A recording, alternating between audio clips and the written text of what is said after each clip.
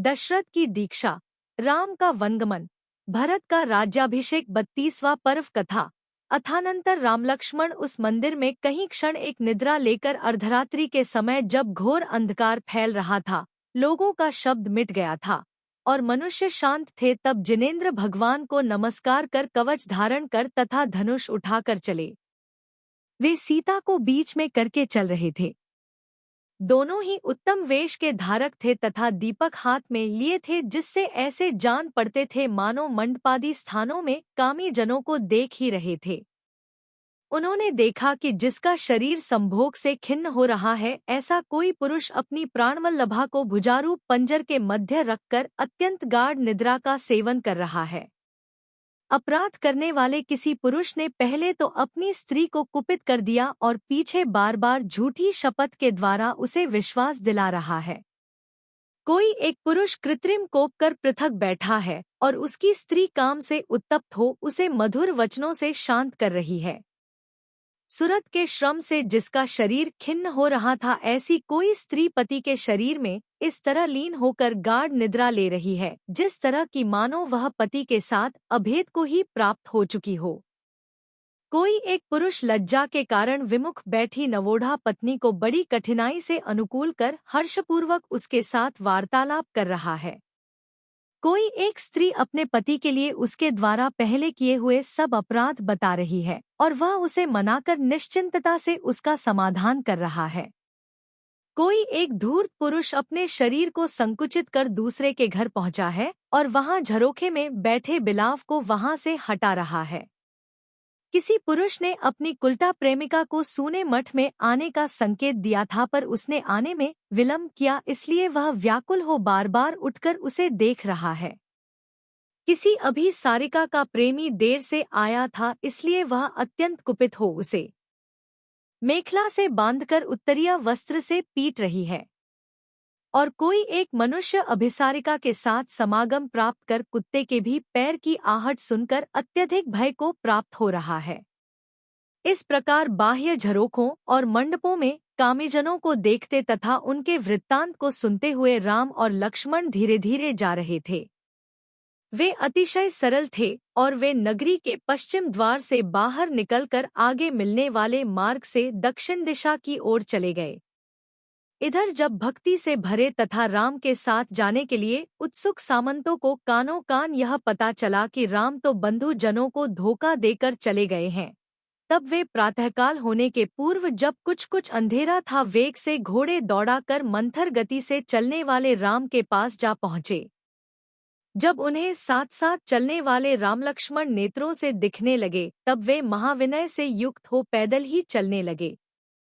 सामंत लोग भावपूर्वक प्रणाम कर जब तक उनके साथ यथाक्रम से वार्तालाप करते हैं, तब तक उन्हें खोजने के लिए बड़ी भारी सेना वहां आ पहुंची। अत्यंत निर्मल चित्त के धारक सामंत लोग सीता की इस प्रकार स्तुति करने लगे कि हम लोग इसके प्रसाद से ही राजपुत्रों को प्राप्त कर सके हैं। यदि यह इनके साथ धीरे धीरे नहीं चलती तो हम पवन के समान वेगशाली राजपुत्रों को किस तरह प्राप्त कर सकते। यह माता अत्यंत सती तथा हम सबका बहुत भारी भला करने वाली है। इस पृथ्वी पर इसके समान दूसरी पवित्र स्त्री नहीं है। मनुष्यों में उत्तम राम लक्ष्मण सीता की गति का ध्यान कर गव्यूति प्रमाण मार्ग को ही सुख से तय कर पाते थे। वे पृथ्वी मंडल पर नाना प्रकार के धान, कमलों से सुशोभित तालाब और गगनचुंबी वृक्षों को देखते हुए जा रहे थे। जिस प्रकार वर्षा ऋतु में गंगा और यमुना के प्रवाह अनेक नदियों से मिलते रहते हैं, उसी प्रकार राम लक्ष्मण के पर्यंत भाग भी अनेक वेगशाली राजाओं से मिलते रहते थे। ग्राम, खेत, मटम, घोष तथा नगरों में लोग उन उत्तम वीरों का भोजनादि सामग्री के द्वारा सत्कार करते थे। दोनों ही भाई आगे बढ़ रहे थे और सामंत लोग मार्ग के खेत से दुहखी हो रहे थे। जब उन्हें इस बात का दृढ़ ज्ञान हो गया कि राम लक्ष्मण लौटने वाले नहीं हैं, तब वे उनसे कहे बिना ही लौट गए। भक्ति में तत्पर रहने वाले कितने ही सामंत लज्जा से और कितने ही भय से अपने मन को दुहखी कर विनयपूर्वक उनके साथ पैदल चल रहे थे। तदनंतर रामलक्ष्मण लीलापूर्वक परयात्रा नाम की उस अटवी में पहुंचे जो कि सिंह और हस्तसमूह के उच्च शब्दों से भयंकर हो रही थी। उस अटवी में बड़े बड़े वृक्षों से कृष्ण पक्ष की निशा के समान घोर अंधकार व्याप्त था। वहीं जिसके किनारे अनेक शबर अर्थात भील रहते थे, ऐसी एक शर्वरी नाम की नदी थी। राम लक्ष्मण वहां पहुंचे। नाना प्रकार के मधुर फलों से युक्त उस नदी के तट पर विश्राम कर राम ने समझा बुझाकर कितने ही राजाओं को तो वापस लौटा दिया, पर जिन्होंने राम के साथ जाने का निश्चय ही कर लिया था, ऐसे अन्य अनेक राजा बहुत भारी प्रयत्न करने पर भी नहीं लौटे। तदनंतर जो नदी महानीलमणि के समान सुशोभित हो रही थी, अत्यंत वेगशाली लहरों के समूह से जिसका मध्य भाग व्याप्त था, जो उखड़ते हुए बलवान मगरमच्छों की टक्कर से उत्पन्न होने वाली तरंगों से व्याप्त थी, लहरों के समूह के आघात पर जिसके कोमल किनारे उसी में टूट टूट कर गिर रहे थे, बड़े बड़े पर्वतों की गुफाओं में टकराने से जिसमें सूसू शब्द हो रहा था, जिसमें ऊपर तैरने वाली मछलियों के शरीर में सूर्य की किरणें प्रतिबिंबित हो रही थी, जिसमें उत्पात करने वाले नाकों की सूतकार से जल के छींटे दूर दूर तक उड़ रहे थे, और जिसके पास से समस्त पक्षी भयभीत होकर उड़ गए थे, ऐसी उस नदी को देखकर सब सामंतों के शरीर भय से कांपने लगे। वे लक्ष्मण सहित राम से बोले कि हे नाथ, हम लोगों को भी नदी से पार उतारो। हे पद्म, प्रसन्न हो। हे लक्ष्मण, भक्ति से भरे हुए हम सेवकों पर प्रसन्नता करो। हे देवी, लक्ष्मण तुम्हारी बात मानते हैं, इसलिए इनसे कह दो। इत्यादि अनेक शब्दों का उच्चारण करते हुए वे दीन सामंत उस नदी में कूद पड़े तथा नाना प्रकार की चेष्टाएं करते हुए बहने लगे। तब किनारे पर निश्चिंतता से खड़े हुए राम ने उन सब से कहा कि हे भले पुरुषों, अब तुम लौट जाओ। यह वन बहुत भयंकर है। हम लोगों के साथ तुम्हारा इतना ही समागम था, अब हमारे और तुम्हारे बीच में यह नदी सीमा बन गई है, इसलिए उत्सुकता से रहित हो। पिता ने तुम सबके लिए भरत को राजा बनाया है, सो तुम सब निर्भय होकर उसी को शरण में रहो। तदनंतर उन्होंने फिर कहा कि हे नाथ, हमारी गति तो आप ही है, इसलिए हे दया निपुण, प्रसाद करो और हम लोगों को नहीं छोड़ो। तुम्हारे बिना यह प्रजा निराधार होकर व्याकुल हो रही है। आप ही कहो किसकी शरण में जावे? आपके समान दूसरा है ही कौन? हम आपके साथ व्याघ्र, सिंह, गजेंद्र आदि दुष्ट जीवों के समूह से भरे हुए वन में रह सकते हैं, पर आपके बिना स्वर्ग में भी नहीं रहना चाहते। हमारा चित्त ही नहीं लौटता है, फिर हम कैसे लौटे? यह चित्त ही तो इंद्रियों में प्रधान है। जब आप जैसे नररत्न हमें छोड़ रहे हैं, तब हम पापी जीवों को घर से क्या प्रयोजन है? भोगों से क्या मतलब है? स्त्रियों से क्या अर्थ है? और बंधुओं की क्या आवश्यकता है? हे देव, क्रीड़ाओं में भी कभी आपने हम लोगों को सम्मान से वंचित नहीं किया, फिर इस समय अत्यंत निष्ठुर क्यों हो रहे हो? हे भृत्य वत्सल, हम लोग आपके चरणों की धूलि से ही परम वृद्धि को प्राप्त हुए हैं। बताइए, हमारा क्या अपराध है? राम से इतना कहकर उन्होंने सीता और लक्ष्मण को भी संबोधित करते हुए कहा कि हे जानकी, हे लक्ष्मण, मैं आप दोनों के लिए हाथ जोड़कर मस्तक पर लगाता हूँ। आप हमारे विषय में स्वामी को प्रसन्न कीजिए, क्योंकि ये आप दोनों पर प्रसन्न है, आपकी बात मानते हैं। लोग सोता तथा लक्ष्मण से इस प्रकार कह रहे थे, और अत्यंत सरल प्रकृति के धारक वे दोनों राम के चरण कमलों के आगे दृष्टि लगाए चुपचाप खड़े थे। क्या उत्तर दिया जाए, यह उन्हें सूझ नहीं पड़ता था। तदनंतर राम ने कहा कि हे भद्रपुरुषों, आप लोगों के लिए यही एक स्पष्ट उत्तर है कि अब आप यहाँ से लौट जाइए, मैं जाता हूँ, आप लोग अपने घर सुख से रहें। इतना कहकर किसी की अपेक्षा नहीं करने वाले दोनों भाई बड़े भारी उत्साह से उस अतिशय गहरी महानदी में उतर पड़े। जिस प्रकार दिग्गज अपने कर, सूंड, में कमलिनी को लेकर तैरता है, उसी प्रकार राम विकसित नेत्रों वाली सीता को हाथ में लेकर नदी को पार कर रहे थे। दोनों ही जलक्रीड़ा के ज्ञान में निपुण थे, अतः चिरकाल तक उत्तम क्रीड़ा करते हुए जा रहे थे। उनके लिए वह नदी नाभि प्रमाण गहरी हो गई थी। उस समय राम की हथेली पर स्थित धैर्यशालिनी सीता ऐसी सुशोभित हो रही थी मानो ऊंचे उठे हुए कमल रूपी घर में स्थित लक्ष्मी ही हो।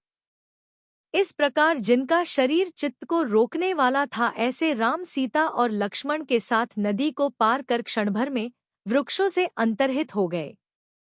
तदनंतर जिनके नेत्रों से आंसू झर रहे थे, ऐसे कितने ही राजा बहुत भारी विलाप कर अपने भवन की ओर उन्मुख हुए। कितने ही लोग उसी दिशा में नेत्र लगाए हुए मिट्टी आदि के पुतलों के समान खड़े रहे। कितने ही मूर्छित होकर पृथ्वी पर गिर पड़े और कितने ही प्रबोध को प्राप्त होकर कहने लगे कि इस असार संसार को धिक्कार है तथा सांप के शरीर के समान भय उत्पन्न करने वाले नश्वर भोगों को धिक्कार है। जहाँ इन जैसे शूरवीरों की भी यह अवस्था है, वहाँ एरंड के समान निहसार हम लोगों की तो गिनती ही क्या है। वियोग, मरण, व्याधि और जरा आदि अनेक कष्टों के पात्र तथा जल के बबूले के समान निहसार इस कृतघ्न शरीर को धिक्कार है। उत्तम चेष्टा के धारक जो मनुष्य वानर की भौह के समान चंचल लक्ष्मी को छोड़कर दीक्षित हो गए हैं, वे महाशक्ति के धारक भाग्यवान हैं। इस प्रकार वैराग्य को प्राप्त हुए अनेक उत्तम मनुष्य दीक्षा लेने के सम्मुख हो नदी के उसी तट पर घूमने लगे। तदनंतर उन्होंने हरे भरे वृक्षों की पंक्ति से घिरा हुआ एक ऊंचा, विशाल तथा शुभ मंदिर देखा। मंदिर का वह स्थान नाना प्रकार के पुष्पों की जातियों से व्याप्त था तथा मकरंद रस के आस्वाद से गूंजते हुए भ्रमर वहां भ्रमण कर रहे थे। उन लोगों ने वहां एकांत स्थानों में बैठे हुए स्वाध्याय में लीन तथा विशाल तेज के धारक मुनियों को देखा। मस्तक पर अंजलि बांधकर सब लोगों ने उन्हें धीरे धीरे यथा क्रम से नमस्कार किया। तदनंतर उज्ज्वल जिनमंदिर में प्रवेश किया। उस समय भूमि प्रायः कर पर्वतों के सुंदर नितंबों पर, वनों में तथा नदियों के तटों पर बने हुए जिन मंदिरों से विभूषित थी। वहां उज्ज्वल भावना को धारण करने वाले सब जिनेंद्र भगवान को नमस्कार कर समुद्र के समान गंभीर मुनिराज के पास गए।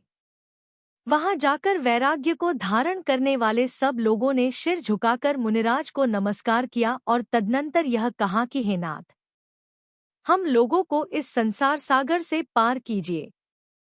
इसके उत्तर में मुनियों के अधिपति सत्यकेतु आचार्य ने ज्यों ही तथास्तु यह शब्द कहा, त्यों ही अब तो हम संसार से पार हो गए। यह कहते हुए सब लोग परम संतोष को प्राप्त हुए। विदग्ध, विजय, मेरु, क्रूर, संग्राम लोलुप, श्रीनागदमन, धीर, शठ, शत्रुदम, धर, विनोद, कंटक, सत्य, कठोर और प्रियवर्धन आदि अनेक राजाओं ने दिगंबर दीक्षा धारण की। इनके जो सेवक थे वे हाथी, घोड़ा आदि सेना को लेकर उनके पुत्रों को सौंपने के लिए शीघ्र ही नगर की ओर गए। उस समय वे सेवक अत्यंत दीन तथा लज्जा से युक्त हो रहे थे।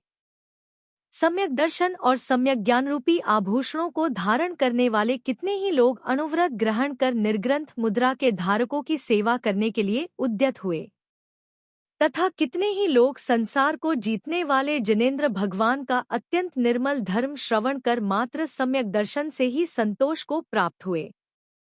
अनेक सामंतों ने जाकर यह समाचार भरत के लिए सुनाया, सो भरत कुछ ध्यान करता हुआ सुख से बैठा था, परंतु यह समाचार सुन दुखी हुआ।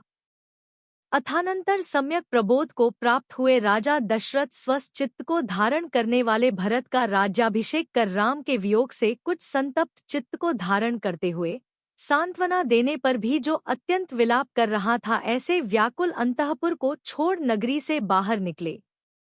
उस समय शोकरूपी सागर में डूबे हुए परिजन उनकी ओर निहार रहे थे। नगरी से निकलकर वे सर्वभूतहित नामक गुरु के समीप गए और वहां बहुत भारी गुरुपूजा कर 72 राजाओं के साथ दीक्षित हो गए। यद्यपि मुनिराज दशरथ एकाकी विहार करते हुए सदा शुभ ध्यान की इच्छा रखते थे, तथापि पुत्र शोक के कारण उनका मन कलुषित हो जाता था। एक दिन योगारूढ़ होकर बुद्धिमान दशरथ विचार करने लगे कि संसार संबंधी दुखों का मूल कारण तथा मुझे बंधन में डालने वाले स्नेह को धिक्कार है। अन्य जन्मों में जो मेरे स्त्री, पिता, भाई तथा पुत्र आदि संबंधी थे वे सब कहाँ गए? यथार्थ में इस अनादि संसार में सभी संबंधी इतने हो चुके हैं कि उनकी गणना नहीं की जा सकती। मैंने अनेकों बार स्वर्ग में नाना प्रकार के विषय प्राप्त किए हैं और भोगों के निमित्त नरकाग्नि के संताप भी सहन किए हैं। तिर्यंच पर्याय में मैंने चिरकाल तक परस्पर एक दूसरे का खाया जाना आदि दुख उठाए हैं। इस प्रकार नाना योनियों में मैंने दुखरूपी अनेक शल्य प्राप्त किए। मैंने बांसुरी, वीणा आदि मधुर बाजों का अनुगमन करने वाले संगीत के शब्द सुने हैं और हृदय को विदारण करने वाले तीव्र रुदन के शब्द भी अनेक बार श्रवण किए हैं। मैंने अपना हाथ अप्सराओं के सुंदर स्तनों पर लड़ाया है और कभी कुठार की तीक्ष्ण धारा से उसके टुकड़े टुकड़े भी किए हैं। मैंने महाशक्ति वर्धक, सुगंधित 6 रसों से युक्त आहार ग्रहण किया है और नरक की भूमि में रांगा, सीसा आदि का कलल भी बार बार पिया है।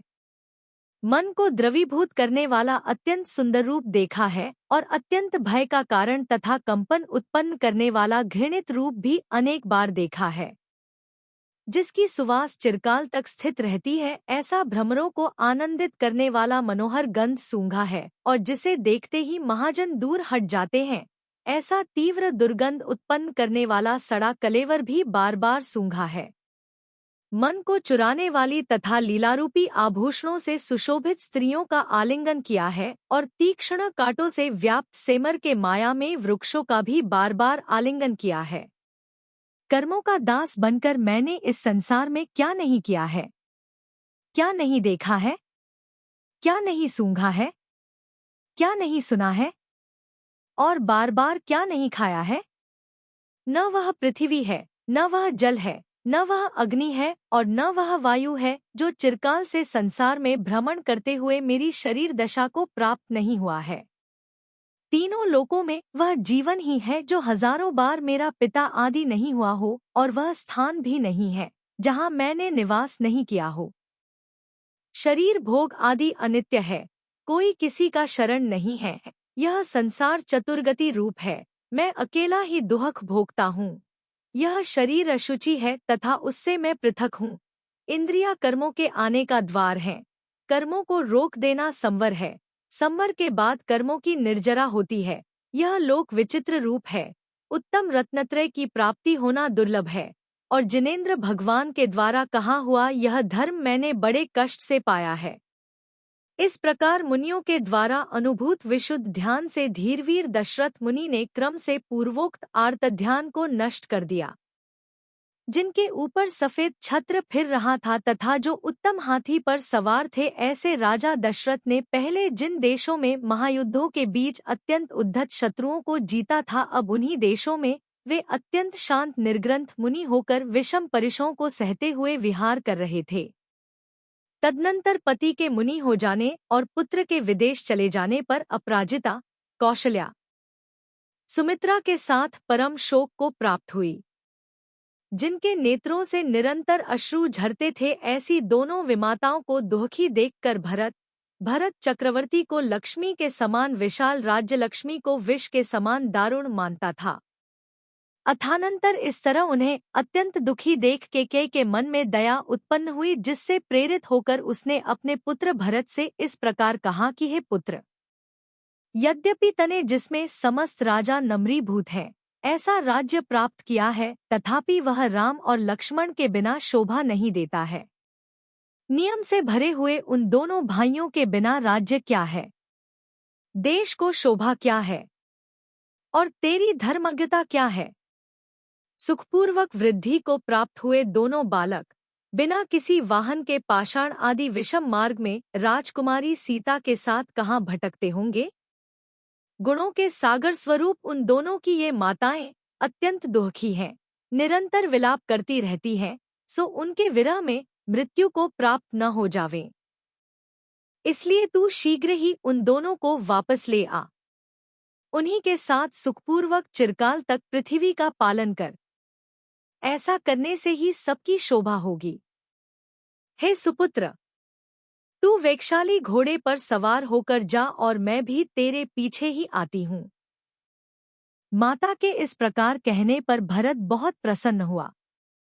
वह साधु साधु ठीक ठीक इस प्रकार के शब्द कहने लगा तथा शीघ्र ही 1000 घोड़ों से युक्त हो राम के मार्ग में चल पड़ा। वह राम के पास से लौटकर आए हुए लोगों को आगे कर बड़ी उत्कंठा से पवन के समान शीघ्रगामी घोड़े पर सवार होकर चला तथा कुछ ही समय में उस महाअटवी में जा पहुंचा जो हाथियों के समूह से व्याप्त थी, नाना वृक्षों से जहां सूर्य का प्रवेश रुक गया था तथा जो पर्वत और गर्मी से अत्यंत भयंकर थी। सामने भयंकर नदी थी, सो वृक्षों के बड़े बड़े लटों से नावों के समूह को बांधकर उनका पुल बना वाहनों के साथ साथ क्षण भर में पार कर गया। वह मार्ग में मिलने वाले लोगों से पूछता जाता था कि क्या यहाँ आप लोगों ने एक स्त्री के साथ 2 पुरुष देखे हैं, और उत्तर को एकाग्र मन से सुनता हुआ आगे बढ़ता जाता था। अथानंतर जो सघन वन में एक सरोवर के तीर पर विश्राम कर रहे थे तत् जिनके पास ही धनुष रखे हुए थे, ऐसे सीता सहित राम लक्ष्मण को भरत ने देखा। राम लक्ष्मण सीता के कारण जिस स्थान पर बहुत दिन में पहुंच पाए थे, भरत उस स्थान पर 6 दिन में ही पहुंच गया। वह घोड़े से उतर पड़ा और जहां से राम दिख रहे थे उतने मार्ग में पैदल ही चलकर उनके समीप पहुंचा तथा उनके चरणों का आलिंगन कर मूर्छित हो गया। तदनंतर राम ने सचेत किया, सो क्रम से वार्तालाप कर नम्रीभूत हो हाथ जोड़ शिर से लगाकर इस प्रकार कहने लगा कि हे नाथ, राज्य देकर आपने मेरी यह क्या विडंबना की है। आप ही न्याय के जानने वाले अतिशय निपुण हो। उत्तम चेष्टाओं के धारण करने वाले आपसे पृथक रहकर मुझे यह राज्य तो दूर रहे जीवन से भी क्या प्रयोजन है। हे प्रभो, उठो, अपनी नगरी को चलें, मुझ पर प्रसन्नता करो, समस्त राज्य का पालन करो और मुझे सुख की अवस्था देओ। मैं आपका छत्र धारक होऊंगा, शत्रुघ्न चमर डोलेगा और लक्ष्मण उत्कृष्ट मंत्री होगा। ऐसा करने से ही सब ठीक होगा। मेरी माता पश्चात्ताप रूपी अग्नि से अत्यंत संतप्त हो रही है तथा आपकी और लक्ष्मण की माता भी निरंतर शोक कर रही हैं। जब तक भरत इस प्रकार कह रहा था तब तक सैकड़ों सामंतों के मध्य गमन करने वाली केकई वेगशाली रथ पर सवार हो वहां आ पहुंची। राम लक्ष्मण को देखकर इसका हृदय बहुत भारी शोक से भर गया। हाहाकार करती हुई वह दोनों का आलिंगन कर चिरकाल तक रोती रही। तदनंतर जो विलाप करती करती अत्यंत खिन्न हो गई थी, ऐसी केके अश्रु रूपी नदी की धारा टूटने पर क्रम से वार्तालाप कर इस प्रकार बोली कि हे पुत्र, उठो, नगरी को चलें, छोटे भाइयों के साथ राज्य करो। तुम्हारे बिना मुझे यह सब राज्य वन के समान जान पड़ता है। तुम अतिशय बुद्धिमान हो, यह भरत तुम्हारी शिक्षा के योग्य है, अर्थात इसे शिक्षा देकर ठीक करो। स्त्रीपना के कारण मेरी बुद्धि नष्ट हो गई थी, अतः मेरे इस कुकृत्य को क्षमा करो। तदनंतर राम ने कहा कि हे माता, क्या तुम यह नहीं जानती हो कि क्षत्रिय स्वीकृत कार्य को कभी अन्यथा नहीं करते हैं। एक बार कार्य को जिस प्रकार स्वीकृत कर लेते हैं उसी प्रकार उसे पूर्ण करते हैं। पिता की अपकीर्ति जगत्रय में न फैले, इस बात का ध्यान रखना आवश्यक है। केकी से इतना कहकर उन्होंने भरत से कहा कि हे भाई, तू वैचित्य अर्थात द्विविधा को प्राप्त मत हो।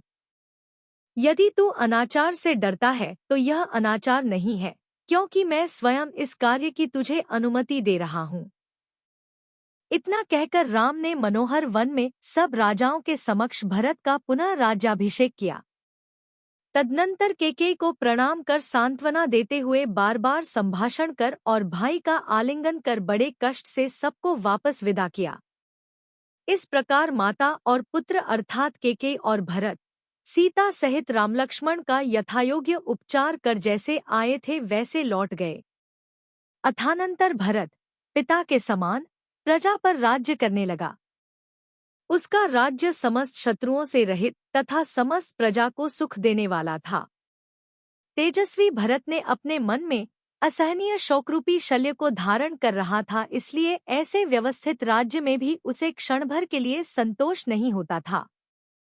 वह तीनों काल अरनाथ भगवान की वंदना करता था, भोगों से सदा उदास रहता था और समीचीन धर्म का श्रवण करने के लिए मंदिर जाता था, यही इसका नियम था।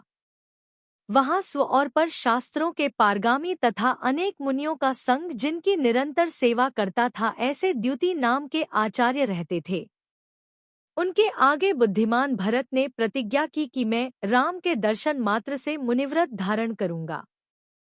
तदनंतर अपनी गंभीर वाणी से मयूर समूह को नृत्य कराते हुए भगवान द्युति भट्टारक इस प्रकार को प्रतिज्ञा करने वाले भरत से बोले कि हे भव्य, कमल के समान नेत्रों के धारक राम, जब तक आते तब तक तू गृहस्थ धर्म के द्वारा अभ्यास कर ले। महात्मा निर्ग्रंथ मुनियों की चेष्टा अत्यंत कठिन है, पर जो अभ्यास के द्वारा परिपक्व होते हैं उन्हें उसका साधन करना सरल हो जाता है। मैं आगे तप करूंगा, ऐसा कहने वाले अनेक जड़बुद्धि मनुष्य मृत्यु को प्राप्त हो जाते हैं, पर तप नहीं कर पाते हैं। निर्ग्रंथ मुनियों का तप अमूल्य रत्न के समान है, ऐसा कहना भी अशक्य है, फिर उसकी अन्य उपमा तो हो ही क्या सकती है।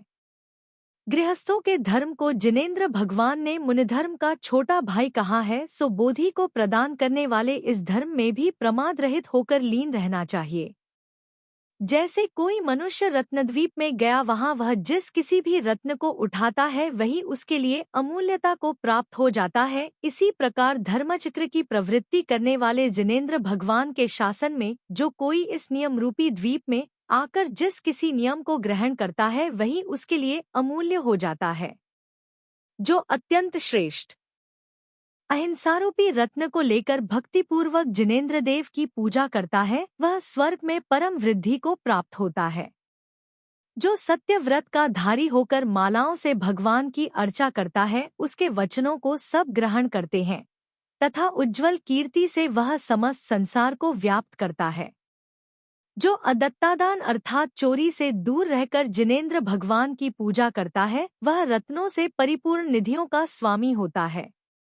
जो जिनेंद्र भगवान की सेवा करता हुआ परस्त्रियों में प्रेम नहीं करता है, वह सबके नेत्रों को हरण करने वाला परम सौभाग्य को प्राप्त होता है। जो परिग्रह को सीमा नियत कर भक्तिपूर्वक जिनेंद्र भगवान की अर्चा करता है, वह अतिशय विस्तृत लाभों को प्राप्त होता है तथा लोग उसकी पूजा करते हैं। आहारदान के पुण्य से यह जीव भोग निर्भर होता है, अर्थात सब प्रकार के भोग इसे प्राप्त होते हैं। यदि यह परदेश भी जाता है तो वहाँ भी उसे सदा सुख ही प्राप्त होता है।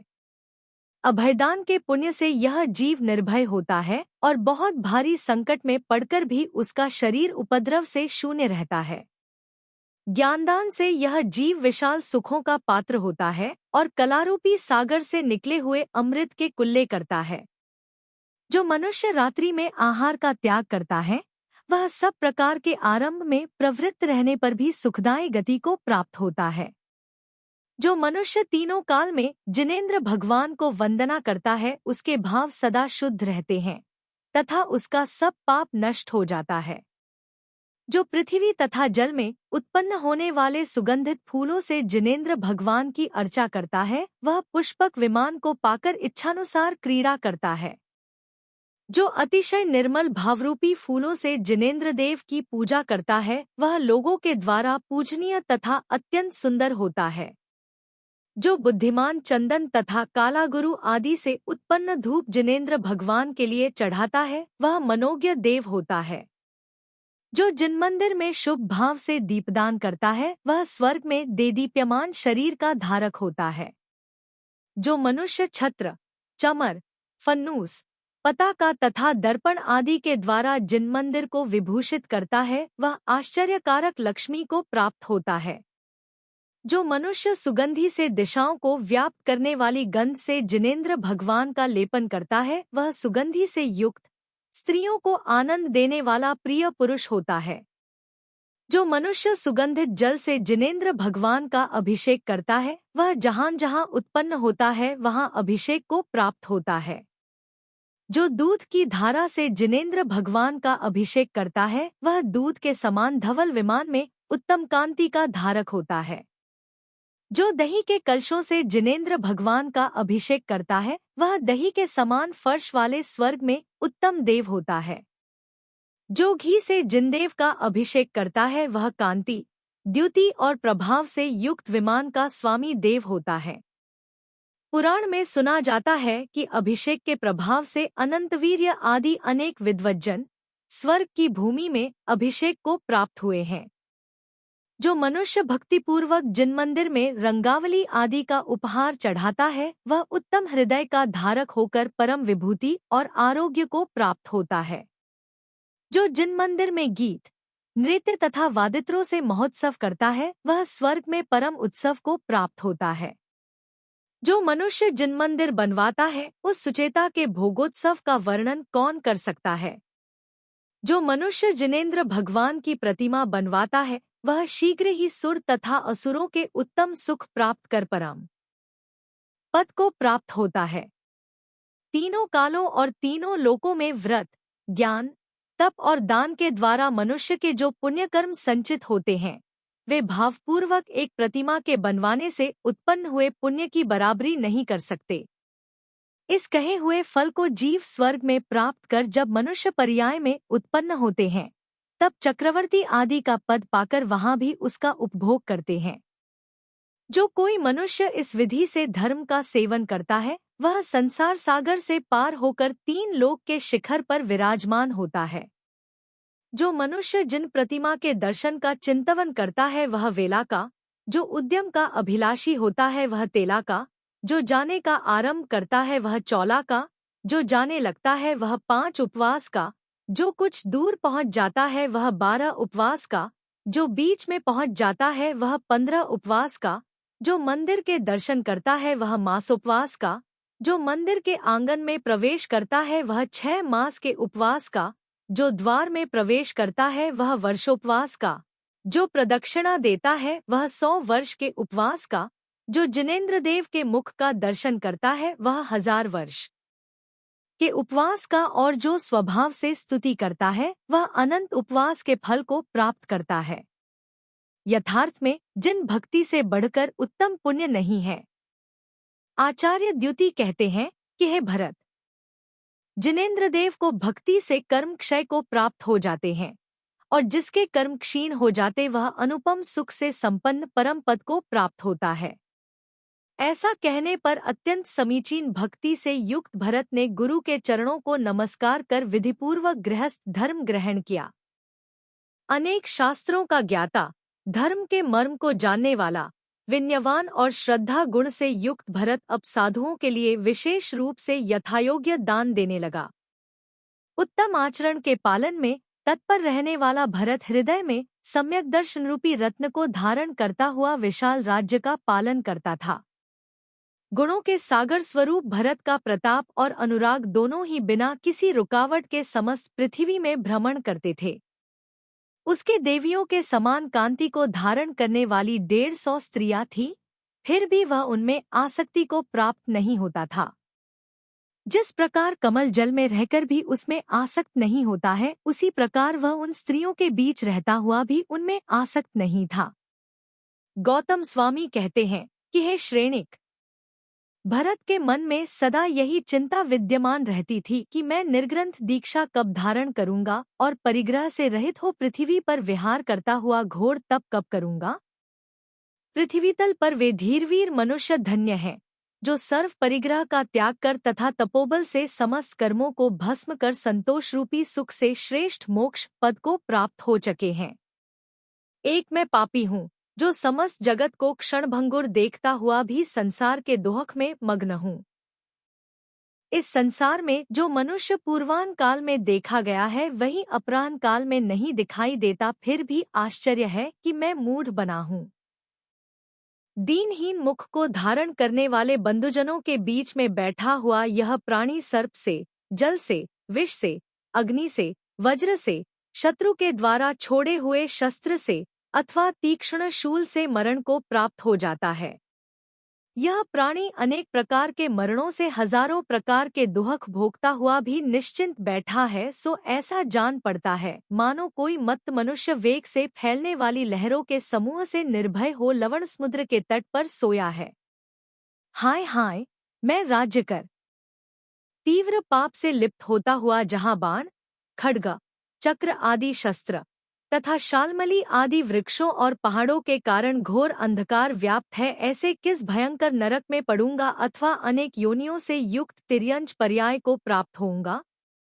मेरा यह मन जैन धर्म को पाकर भी पापों से लिप्त हो रहा है तथा निःस्पृहता को प्राप्त कर मोक्ष प्राप्त कराने में समर्थ मुनिधर्म को धारण नहीं कर रहा है। इस प्रकार जो पाप कर्म के नाश में कारणभूत चिंता को निरंतर प्राप्त था तथा जो प्राचीन मुनियों की कथा में सदा लीन रहता था, ऐसा राजा भरत न सूर्य की ओर देखता था न चंद्रमा की ओर।